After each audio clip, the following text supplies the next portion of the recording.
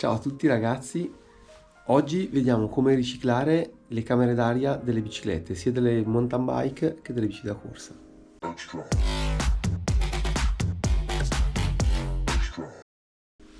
Prendiamo per esempio questa di una bici da corsa, come vedete in questo caso è già tagliata, quindi non è intera.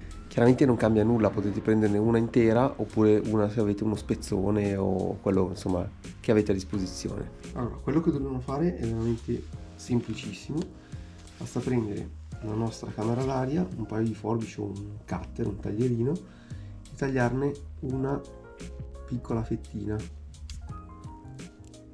La dimensione della fetta potete deciderla voi. In questo caso io ho fatto una fettina abbastanza grossa. A che cosa ci servirà questa piccola fettina? Ci servirà per tenere i cavi per ricaricare i telefonini o qualsiasi altro cavo al posto delle fascette che una volta che sono chiuse non possono essere più riaperte. Con questo piccolissimo invece anellino di gomma super resistente potrete fare quello che vorrete, legare qualsiasi cosa.